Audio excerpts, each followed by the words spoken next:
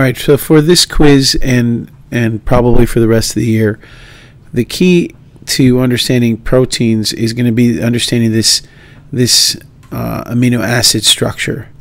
Remember, the NCC is the backbone. Now, for those of you that don't understand, what I mean by backbone is it's anytime we talk about a backbone in biology, we're talking about the very base of the molecule. And right here, I just squared off in blue is that NCC, backbone for an amino acid. Now, when we're talking about the R group, you're talking about the piece that sticks out, and in this case, the R group, and I've used this very same molecule in 2 of your quizzes, and you'll notice that this is an R group that's it kind of sticks out. We label it R. The R is the variable. So whenever you have an amino acid, you're going to have a structure. In this case, it's CH2SH that just kind of sticks out off the side. It's off the middle carbon, the center carbon. So there's 2 carbons in the backbone and 1 nitrogen. Now the nitrogen is part of the amino group.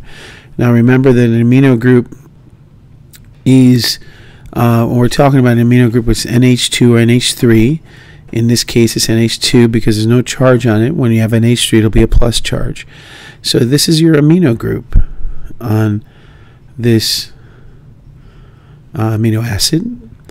And when you're looking at trying to figure out where is my carboxyl group, that says C double bond OH. This sticks off on the other side. So this is your carboxylic acid.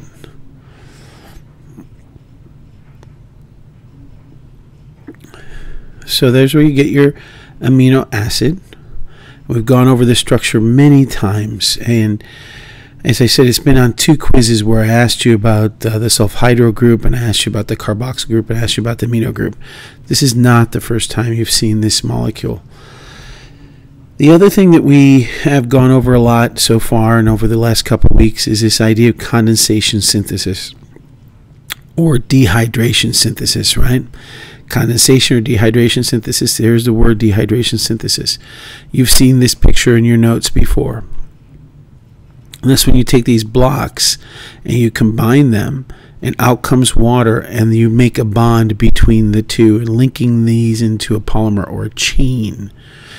Now, here in hydrolysis, you take that water and you put it in, and you break that monomer off.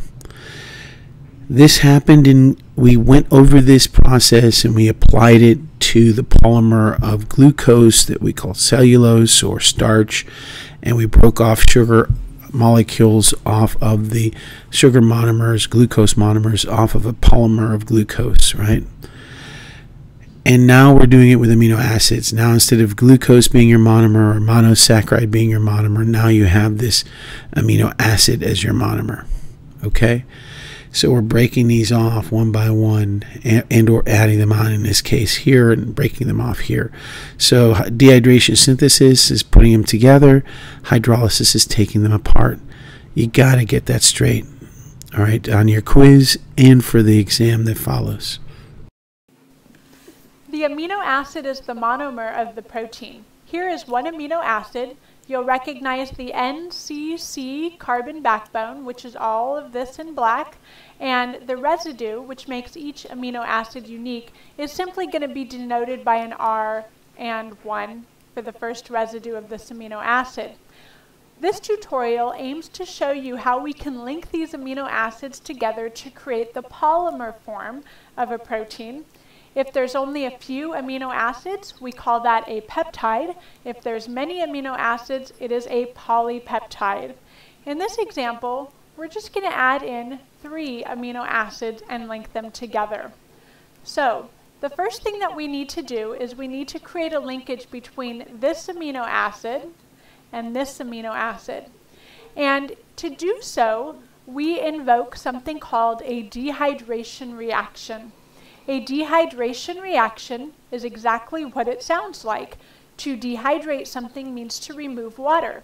So we're going to create some sort of linkage between this molecule and this molecule by removing water. So the first thing that we need to do is identify 2 hydrogens and an oxygen And I'm going to highlight them in blue right here so you can see that the OH and the H, wow, that would make water if we were to take it out. So let's go ahead and take it out. We'll let that molecule now disappear as water.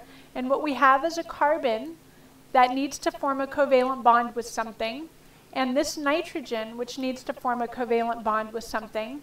So we're just going to have them form a covalent bond with each other, like so.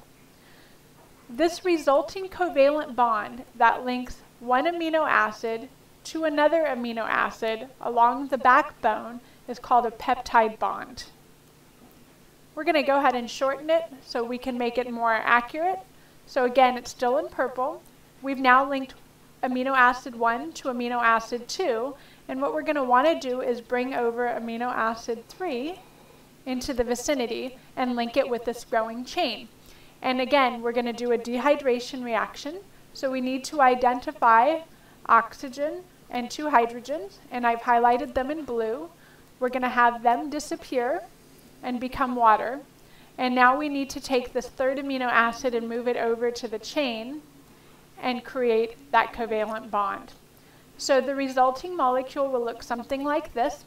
And again, at each step, you simply remove a water molecule from the equation, and in doing so, create the linkage between the carbon of one amino acid and the nitrogen of another.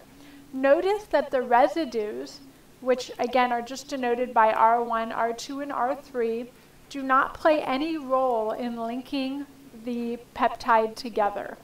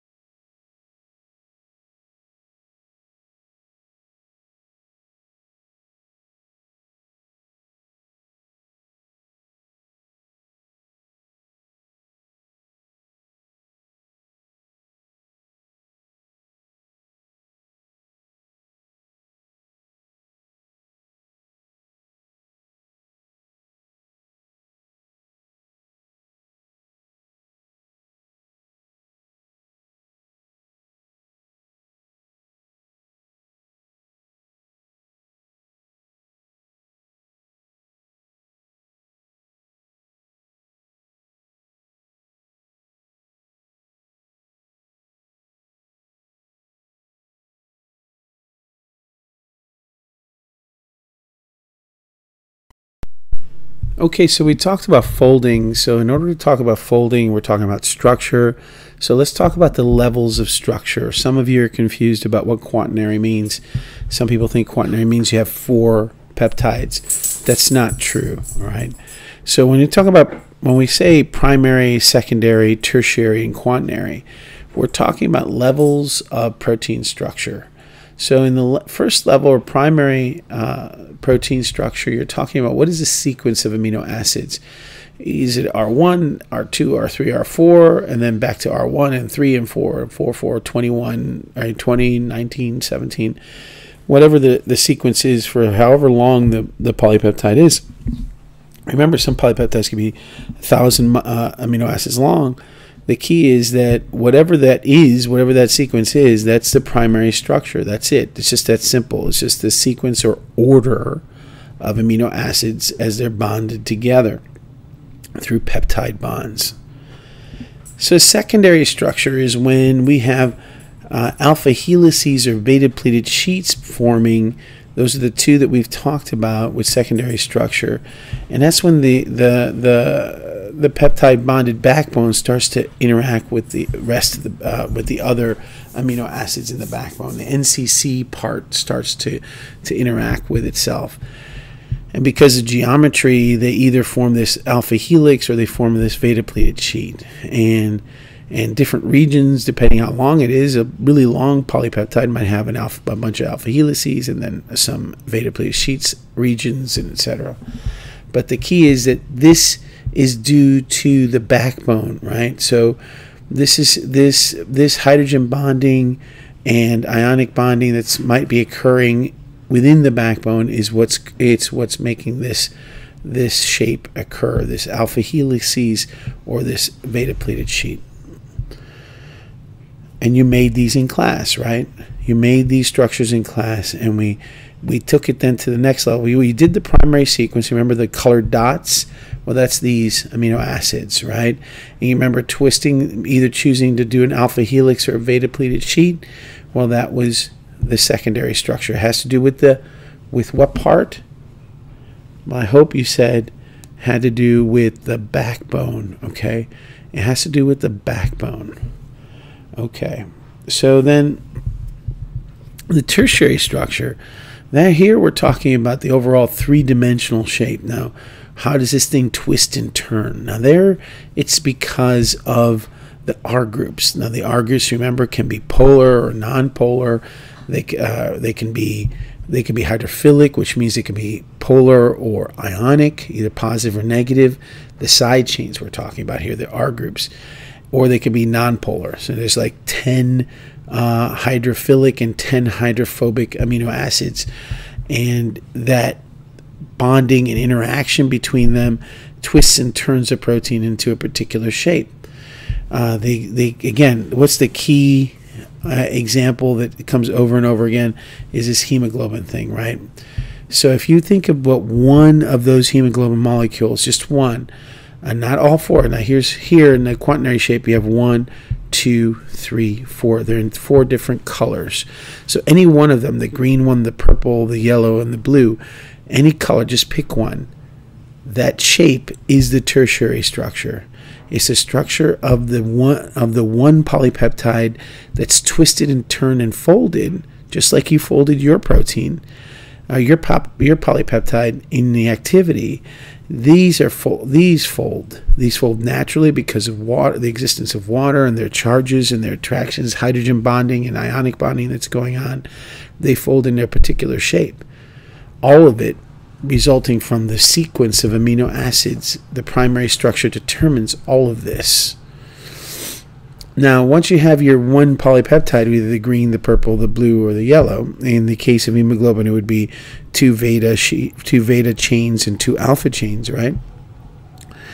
The quaternary structure is when these 4 start to interact with each other. When this one, just like you took your polypeptide and you combine it with somebody else's polypeptide, so that happens in your body as well, and you form what's called a protein, right? So this quaternary structure is when more than one polypeptide interact with each other to form a shape, a bigger, more complicated species, right? So here again, another diagram that I've shown you before. Here you have this primary structure. Remember the colored dots that you created.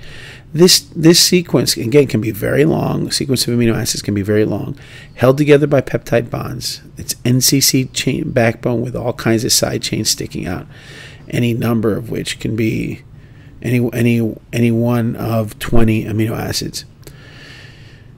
And this is the primary structure. The secondary structure is when the backbone itself starts to form either beta-pleated sheet or alpha helix because of hydrogen bonding. Then the tertiary structure, after you have this beta-pleated sheet or alpha helix, then you can see that it starts to twist and turn. The side chains start to pull and push each other until it makes a particular shape. The shape could be any number of shapes. And then the quaternary structure is when two or more of these polypeptides come together and interact with each other to form a larger shape, more complicated shape with a different or more complicated function. So here's something that I thought you'd like to see. Here you have the amino acids in the chain, the order of amino acids, which is cysteine, tyrosine, isoleucine, glycine, etc., all the way down. And notice that each one is different, and that order was determined, I hope you know, by DNA. The DNA determined the amino acid sequence, and that amino acid sequence then is going to determine everything else that happens. And what happens, just like you guys did in your protein and when you built your polypeptide, if you have two cysteines, 1, 2, 3, 4, 5 amino acids apart, they can actually form what's called a disulfide bond. So you have two sulfurs. Now you don't have to know this for the test or the quiz, but just to know that this bond can occur, and when then that happens, it kind of puts a kink into the protein, into the peptide. But the primary structure is simply the order of amino acids. Now, when we're talking about secondary structure, that's when you get hydrogen bonding. Now notice there's a C double bond O. It's a double bond O, right? So it has a partial negative over here, and here's a hydrogen connected to a nitrogen. Anytime you have a hydrogen connected to nitrogen, you can make a hydrogen bond. So this hydrogen bond starts pulling and twisting. So does this one, and you form this alpha helix. Notice your R chains are there, but they really didn't have anything to do with the alpha helix or beta pleated sheet. They're going to have to do with the tertiary structure. That's this one over here. These are going to pull on each other and every other part of the polypeptide, and they're going to twist and turn. They're going to shift and move so that the hydrophobic ends are inside and the hydrophilic ends are pointing out. They're going to pull each other and push each other till they make this particular shape. The shape then, this peptide, this polypeptide, will then interact with other polypeptides to form a quaternary structure. But I thought you'd like to see this diagram that has the letters involved and shows you the hydrogen bonding. Now for your essay, I'm going to ask you to take a look at hemoglobin, and I'm going to ask you to sketch it out and talk to me about what you understand is the primary, secondary, and tertiary, and then quaternary structure in hemoglobin. Now, here in the center, you have these heme groups, right? H-E-M-E, right? And here it says it here in the legend. There's 4 heme groups, at the center of which is 1 iron each. And this heme group is, because of the iron, is able to bond to oxygen, capture oxygen. But it can do this reversibly, so that when it's in the lungs, it can pick up, each heme group can pick up 4 oxygens each, 4 oxygen molecules each. And when it gets over to your toe where there's no oxygen or very little oxygen, that oxygen can, the heme group releases the oxygen, and then the oxygen moves out to the toe.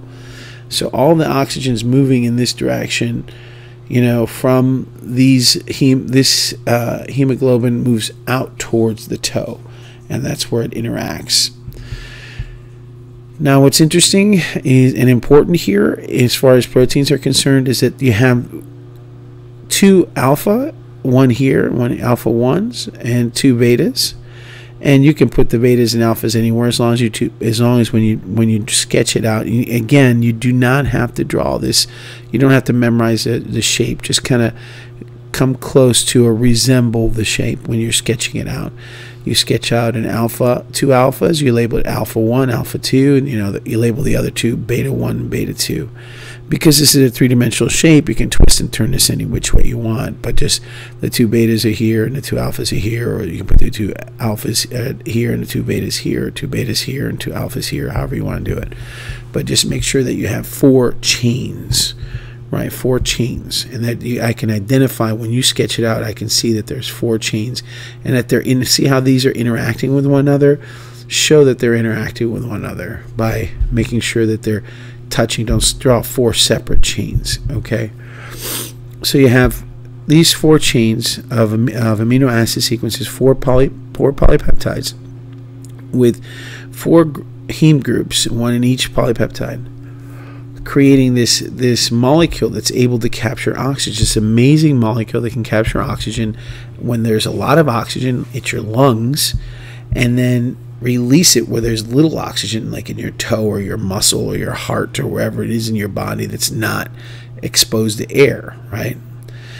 So this hemoglobin is incredibly important, and we're going to talk about this molecule and about the associated sickle cell hemoglobin very much this year. And let's take a look at the sickle cell hemoglobin and see how is it different.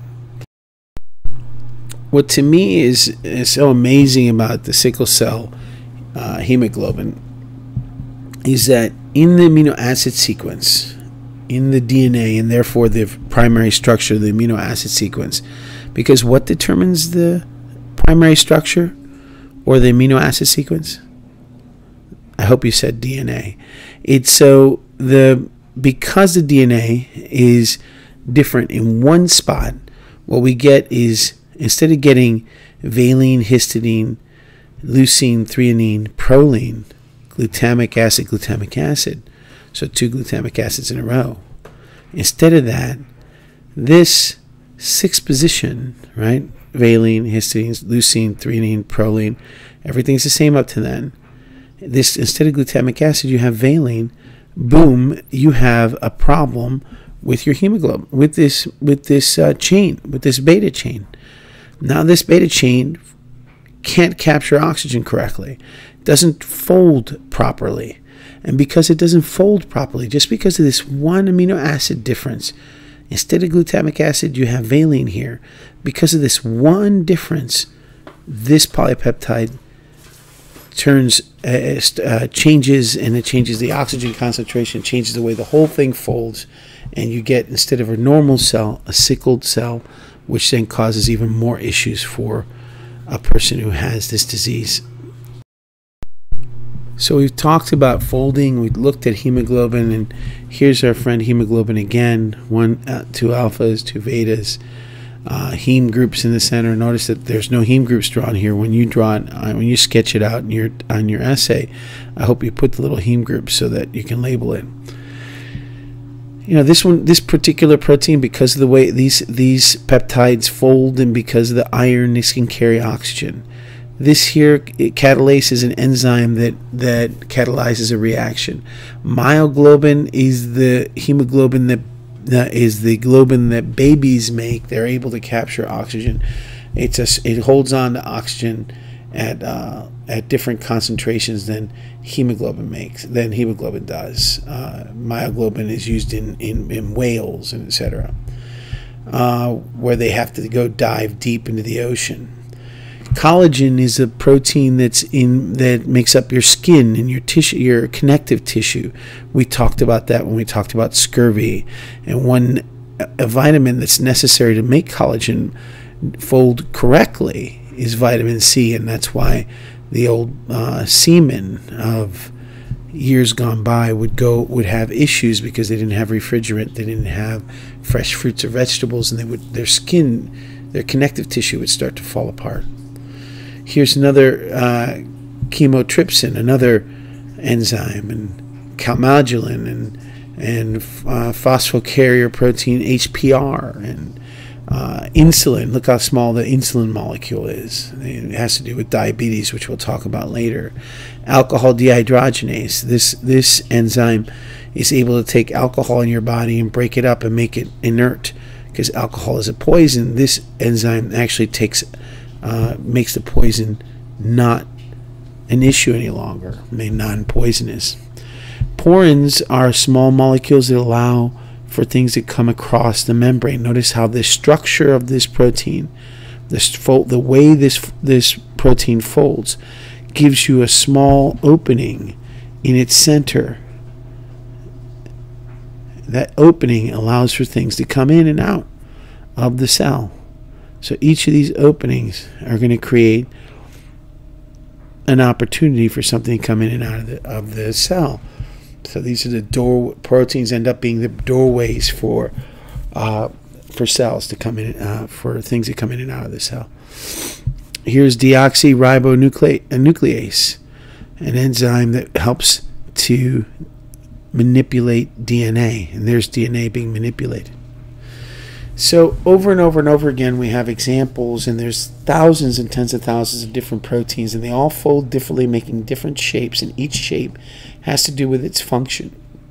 You saw how the hemoglobin proteins, or polypeptides, folded and bent so that it could sit and you could almost see the cradling of the oxygen occurring. Insulin is a key that opens a door that allows sugar to come into the cell. And so over and over again you see protein structure. Here's porins that have openings that allow things, material to come in and out of the cell. And collagen is connective tissue. These are fibers that are woven together to form almost your skin. You can almost see the weaves when you see the cracks in dry skin. These collagen fibers come together to form a layer of protective connective tissue. So moving forward, you need to think about proteins as being more dynamic, in other words, being more mobile, being more changeable. Always remembering that these proteins have to fold. Always remembering that these proteins can unfold in what we call denaturing processes, because your blood becomes acidic, or because you get a fever, or because your blood becomes basic, or because you don't have enough vitamin C to allow it to fold correctly. These things start to unfold, and when they unfold, it's important to reverse whatever the conditions are that are causing the bad folding and the unfolding, the denaturing, so that the protein can then renature. So if you have a really super high fever, we need to bring the fever down.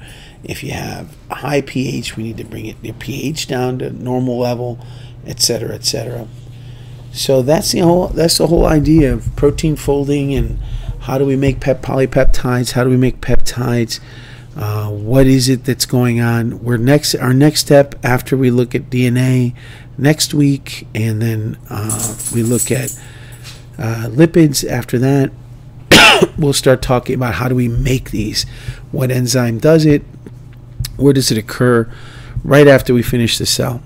All right, well, I hope this is understandable. I hope this is all this stuff is going to be on the quiz. I need you to really focus on the processes as well as the details of protein structure, because you have an exam following this that's going to cover carbohydrates. How do we put those together? Again, dehydration, synthesis, hydrolysis, putting together polymers. You need to consider all this so that you understand the process as well as understand the details of proteins. All right, have a good evening.